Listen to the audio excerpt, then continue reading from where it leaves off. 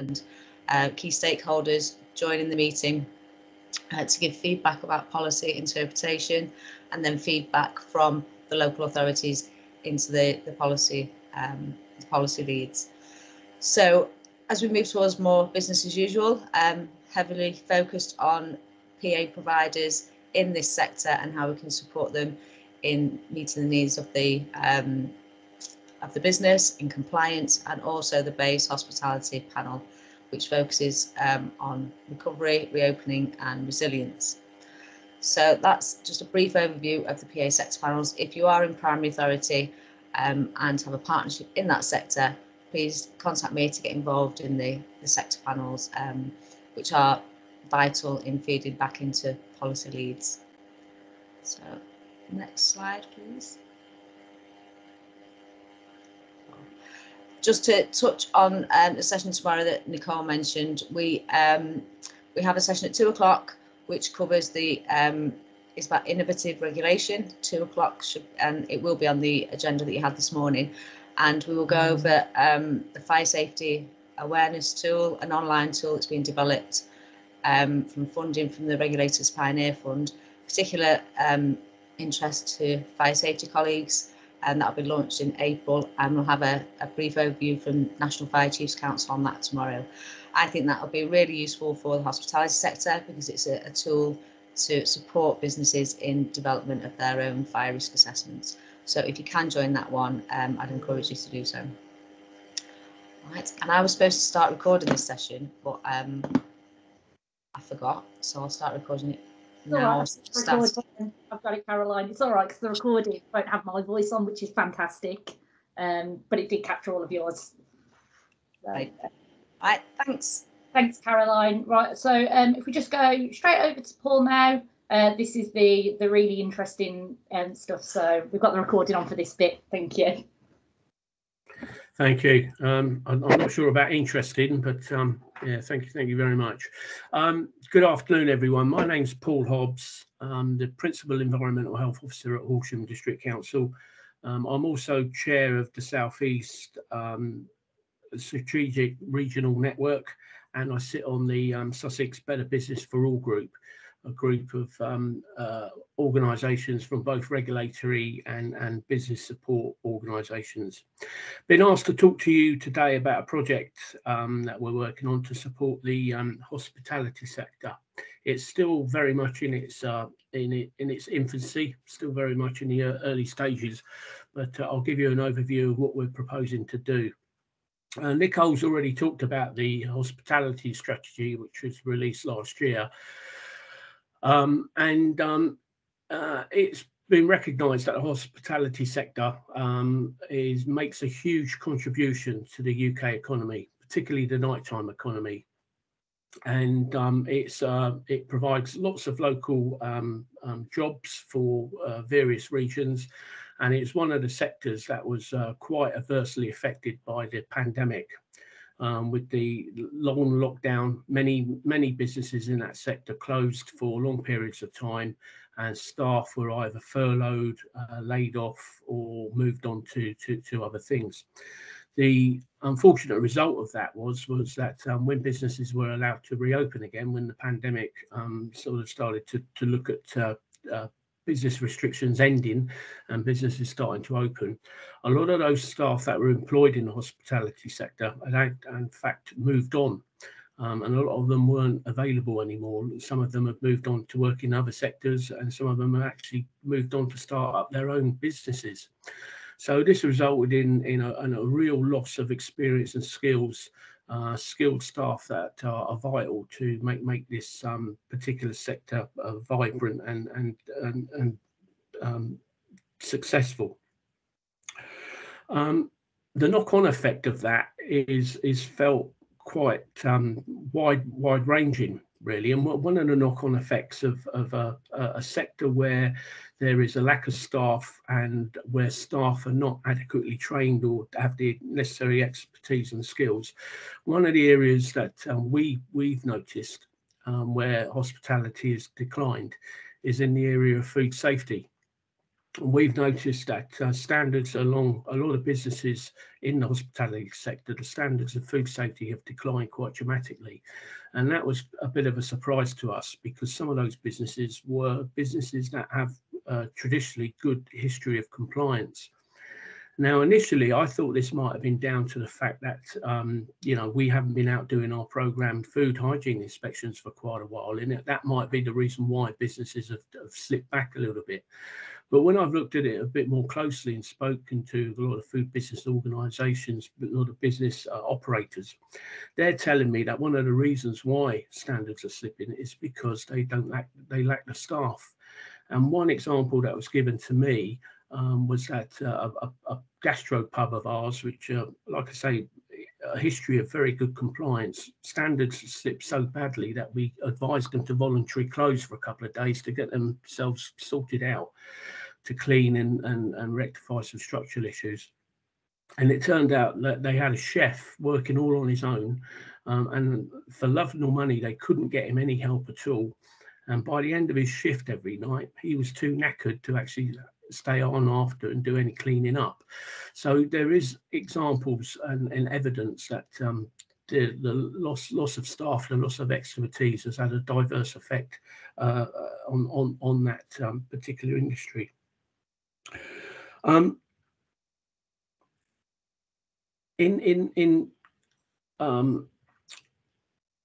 with that, one of the things that we noted from our economic development team was that they were being asked by businesses for support in areas of recruiting staff, because they couldn't get staff, they couldn't get the staff to be able to open and open up more effectively.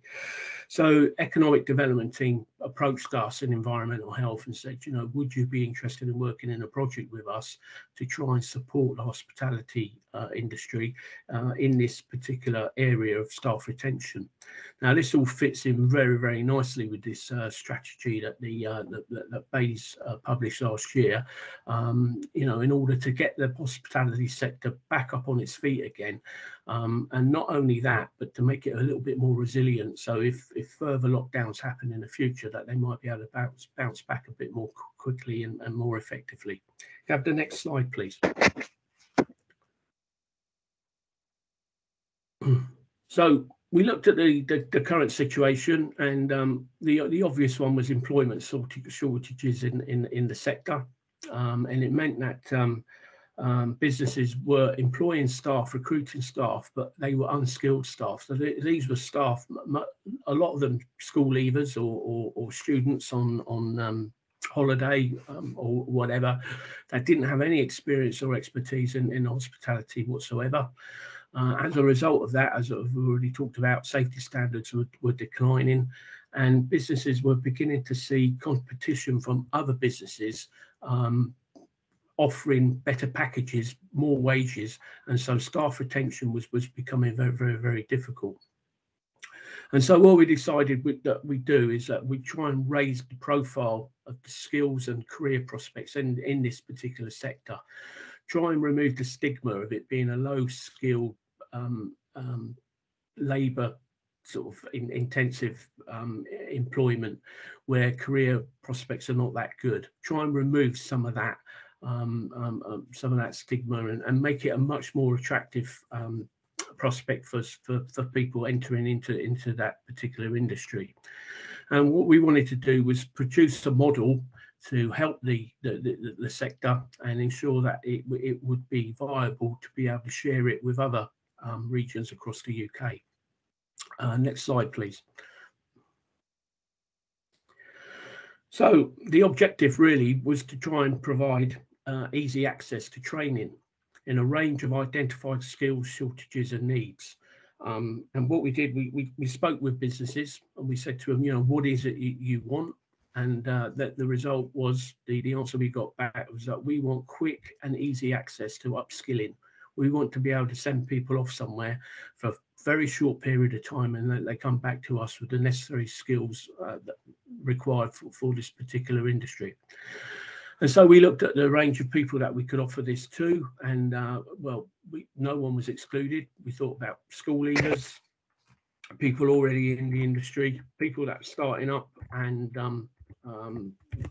entrepreneurs who were starting off in the business.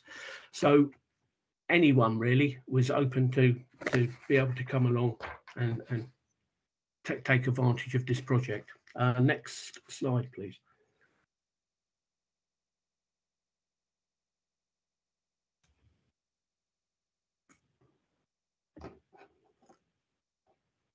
Next slide, please.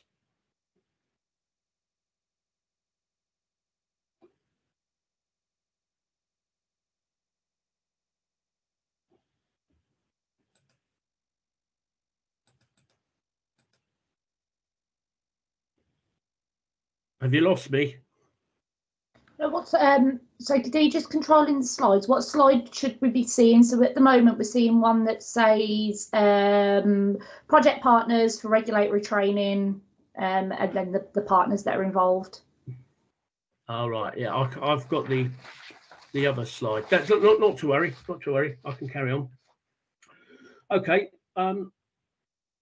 So what we did, we took this project. I took the project to the Sussex Better Business for All group, and sat down with them and said, you know, this is something that we've recognised in Horsham. Is it something that's reflected elsewhere within Sussex? And the feedback I got was yes, it is.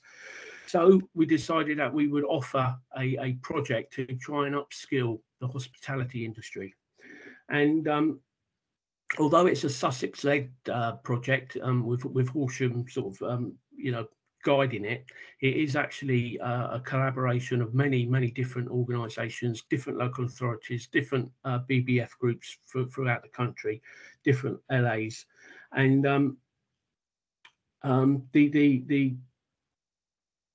the reason for the initiative really was to try and produce a model which other local authorities, other BBFA groups and strategical regional networks could take away and use in their own particular areas. Next slide, please.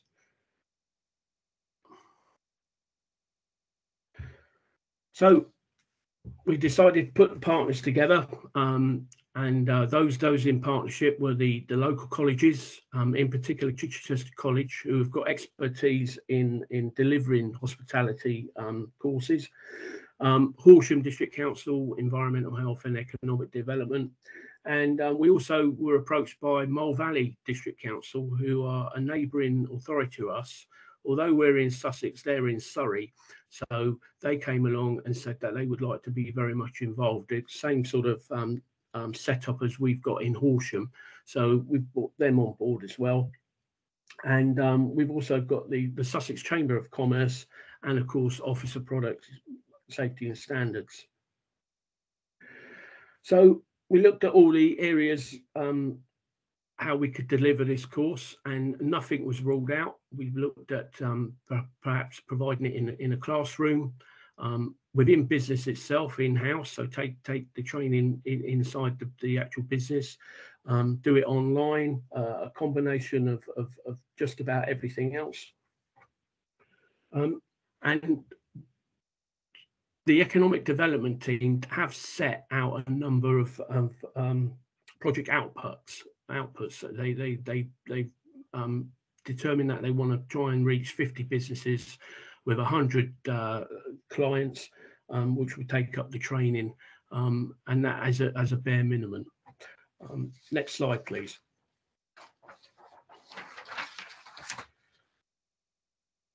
So what slide is showing now? So we're on sorry, it keeps moving. So we're at the end of the slide deck. Which slide should we be on, Paul? The project timescales. Back another one, Khadija, please. My screen is completely frozen for some reason.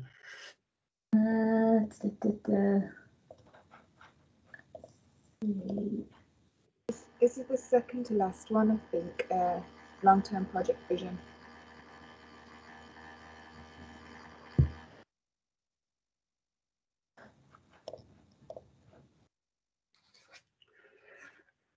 Have you got?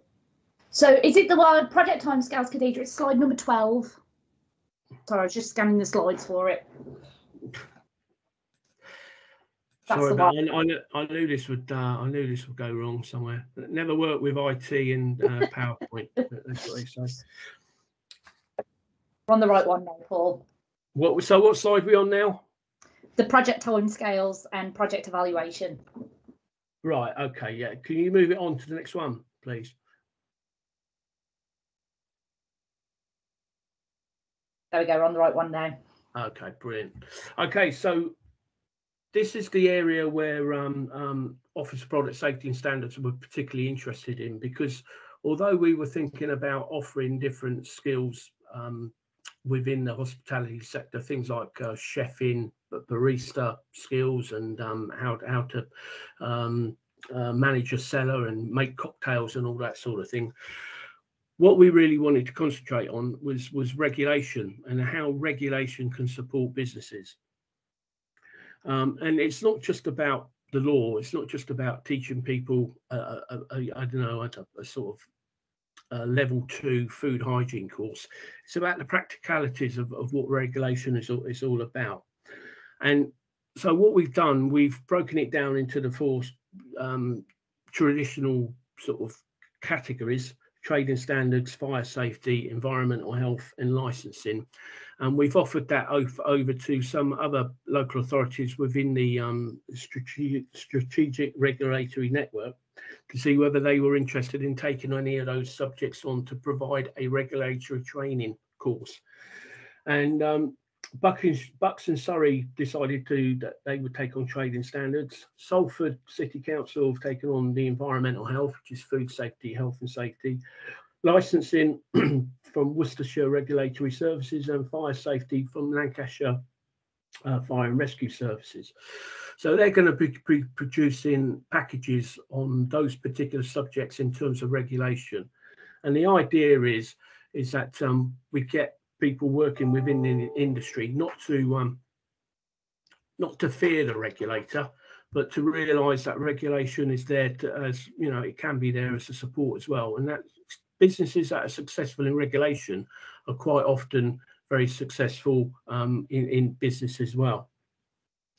So, for example, the sort of things that the messages we want to put over is the importance, perhaps if I take food safety as an example, the importance of documented food safety management systems, HACCP, and how that is can be used as a defence for due diligence if they were ever alleged to be involved in any sort of food safety incident, and how a lapse in sort of simple record keeping, things like temperature records or something like that, could have an impact on the food hygiene rating score. And what the impacts of that would be, the fact that if they receive a lower score, that customers vote with their feet. There are other knock-on effects as well, because our licensing officer, for example, looks at the businesses in our area, and any business that has a down score in their food hygiene rating, he'll go and visit. And his reason for that is if the business aren't managing food safety very well, then what else aren't they managing very well? So it's about those sort of things. It's really about what regulation can do and the importance of it in terms of making the business successful. Knowing what the designated premises supervisor does, knowing what the licensing objectives are, how a noise complaint could actually end up affecting your license. You could end up with a premises license review with some conditions being put on if it was to go to committee, things like that. And one of the other things that we really became aware of was, if you remember, just after the initial lockdown, when business restrictions were lifted and businesses were allowed to open, government issued guidance, COVID safety guidance for virtually every sector out there, the sort of retail, hospitality, closed services, and all the rest of it. And in that guidance, virtually every piece of guidance that was issued, it was specifically mentioned risk assessments. And at that time, we started getting phone calls from businesses asking us what a risk assessment was. Now, bearing in mind, risk assessments have been a legal requirement for well over 30 years now. Suddenly, we've got businesses phoning us up and saying, what is a risk assessment? How do I do it? Can you help me? So that was another area we think that regulation can really play the part. So the idea really is to take the mystique and fear out of regulation, to try and demonstrate that regulation is important. It's important for business success, and you know, that it's not something to be worried about. Next slide, please. So the long-term vision, as I said, is really to try and develop a training package that can be used elsewhere across the country, so other groups can take it and use it, either in isolation, so they can just use the regulatory package, or the whole thing, or just the hospitality skills. Entirely up to them what they want to do. And it's there. Its aim is to try and help boost the local job market and in turn the local economy, show that regulators are continually supporting businesses, reduce regulatory burdens, and from our point of view, try and improve regulatory compliance.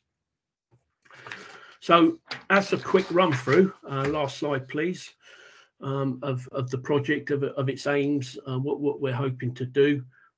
Sorry for the technical difficulties. I'm still on this, I think it's the third slide I'm still on at the moment, but thanks for sticking with me. I noticed at the start of the presentation that there were 33 guests, and there are still 33 of you there now, so that's quite nice that you haven't all gone off and made a cup of tea or something and got bored with me. What I would say is that the pandemic hasn't been all bad. Some good stuff has come out of it, and one of them being the fact that risk assessments are now in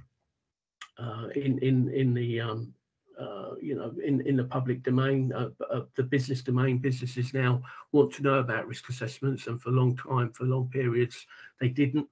The pandemic also, from a food safety point of view, highlighted the importance of hand washing. In the early days, you know, I was hearing happy birthday to you time and time again everywhere I went. For years and years, we've been talking about hand washing being important to break the food poisoning chain, and suddenly a global pandemic comes out, and everyone wants to suddenly start washing their hands. But more importantly for me, from a professional point of view, from Horsham, is that the pandemic brought together environmental health and economic development. And although we work in the same building, for years and years, we've kept each other at arm's length. Economic development have not wanted anything to do with us, really. But the pandemic did make us realise that actually we all want the same things. And a lot of what we do, we sort of mirror each other, and there's a lot of crossover. And it's become a real sort of good, I would say it's become one of the good things to come out of the pandemic, the fact that we've got that working relationship now. So thank you very much. I don't know if anyone's got any questions. I'm happy to answer anything. So thank you. Great. Thanks, Paul. I knew Caroline would be straight in, and as soon as that camera went on, Caroline. Paul's done his usual and really undersold himself. This project, I'm quite excited about it. I think it's going to be really beneficial for the sector. I know anyone with a regulatory background, trained standards, environmental health, fire safety, a lot of us entered into the profession either by accident, or in my case, somebody came into my school. I was in part of the Young Consumer of the Year competition. That's how that sparked our interest. A lot of us, a lot of local authorities don't have that resource anymore to do the careers talks, anything like that. So where are all the new inspectors coming from? And for me, this project is ideal. It sparks an interest in either people first entering the workplace, you know, the school leavers, college leavers, people returning to work or changing career. So having that insight and interest, because we all know that regulation is really interesting. We just need to let everybody else know how interesting and rewarding it is. So I think this snapshot of all areas of regulation will obviously spark that interest and be of real benefit in the hospitality sector. And when the inspector calls, they won't be as feared because they know that we are human, or you are human. Exclude myself from that as an ex-regulator. But I am really excited about this project. I think it'll be really beneficial, help those return to work and looking for a career path in hospitality and possibly regulation. So the modules are being drafted for those 4 areas. But just to stress, and I popped it in the chat, there's no expectation that half a day's training on fire safety will qualify anyone as a fire safety inspector, but it might just trigger that interest to pursue a career in fire safety. So yeah, I know Paul's put a lot of work into this, and you've not patted yourself on the back enough, and you never do, Paul. But it's a really exciting project that you've put a lot of work into. OPSS are supporting this project as well, and it will be shared with all of the regions. So be delivered across the country in all local authorities, hopefully, if they want to choose to pick it up and support their hospitality sector businesses. So yeah, sorry, Paul, I just had to blow your trumpet because you sold yourself short of the work that's gone into it. So I'm very excited by it. Oh, good, thank you. There's a question there from Susan Brown asking if it will cost the employer anything, and the intention is that it will be free. What is going to particularly interest me is that the colleges are going to be doing all the marketing, and they're going to be the ones that are contacting the businesses. It'd be interesting for me to see how they do that and how successful they are, because my experience is that when in the past, when we tried to talk to our businesses and get them to come into the council for training or for some sort of raising awareness or whatever, it's been a difficult ask, and we often get businesses come along that don't need to be there because they're the good ones. They're the ones that are doing everything right, and it's the hard to reach businesses that we really want to get. So it's going to be interesting to see how the college how they succeed with that, because one of our objectives is that we want to target the poor performers first. We want to try and get them on board before we start speaking to those that are already pretty good with their compliance. Thanks, Paul. There is a question about whether you've considered including the local catering colleges, but before you answer that, I will just add that the Bays hospitality sector team are also looking at kind of training and skills, which is a very key part of the strategy, and they are working with a Merseyside authority. I think it's St Helens, but I wouldn't bet any money on it. It's a Merseyside catering college and a local authority on a training package that they are quite keen to include regulation on as well. So we're hoping that we can take some of the content that's being written for this course in the South East, and also some of the learning and the kind of outputs and the evaluations, and feed that in to the Northwest project that will be going on. But yes, Paul, have you considered including the local catering colleges? Yes, it's my understanding that there is a catering college at Crawley College who are part of the Chichester College group, and that they've been asked to be involved because they've got that catering expertise. Thanks, Paul. So if you do want any more information, Caroline is always happy to talk about it, but I'm sure Paul is also more than happy to be contacted and answer any questions you've got. So before we close, I do want to just really quickly run a little Menti poll. So I'm just going to pop I should have had this ready, pop the code in the chat. Helps if the text isn't black on a black background, because you'll never see it. Khadija is putting it on the screen as well. Sorry, bear with me. I haven't had any tech issues the whole of these past 2 days, and it's the final session that's my hurdle. So there you go, that's code. And what I'm just interested in hearing from you is what support you're currently offering to the hospitality sector. And then there is a second question about what, if you've got any ideas or what you would like to do. So if you aren't doing anything currently, there is a question for you to answer if you've got any ideas. So just give you kind of a minute on the first set question. I'll leave that code up for a second, and then I'll put the actual poll up so you can see the responses coming in.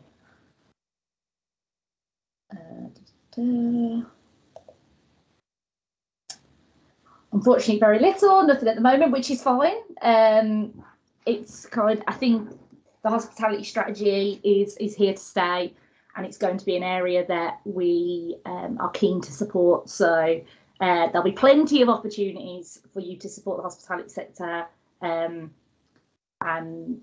it won't be long before we're coming asking free signposting, fire safety advice, primary authority, of course, pre-inspection audits, providing guidance and compliance advice. Fantastic. And we'll just move on to the next question if it moves along when I want it to. Do you have any ideas? They can be as weird and wonderful as you can think. The weirder the better, really. That's kind of what local delivery like to support. But we are keen. The sector team are keen to hear how we can continue to support. I think we've been very vocal across bays that regulators probably touch hospitality businesses more than anybody else. Sounds a bit strange. So it's that you're the perfect vehicle to drive this strategy, and just want to make sure that that's being utilised as best. You're being utilised as best as you can be, and as well as we know you can. So sharing best practice, subsidised training. I mean, sharing best practice, that's kind of what BBFA is built on. Everything we do, we don't want to reinvent the wheel. We want to try it in one area and roll it out across the network. So definitely you will be seeing a lot of sharing of best practice in the hospitality sector and every other sector that we're involved in. Fantastic. I mean, that will stay open for the next couple of minutes. If you do have any other ideas you want to input, please do. So just stop sharing that. So that's brought us to the end of today's hospitality session. It's brought us to the end of today's actual Week of Wonder. I'm sorry, I thought I'd frozen then. We have our live briefing at 4 o'clock. I will post the link in the chat once more, just in case you haven't got that, although we've posted it far and wide at every possible opportunity. So if you are free at 4, please do join us. If not, I'll hopefully see some of you tomorrow on our final day of the Week of Wonder. So thank you for joining. See you soon.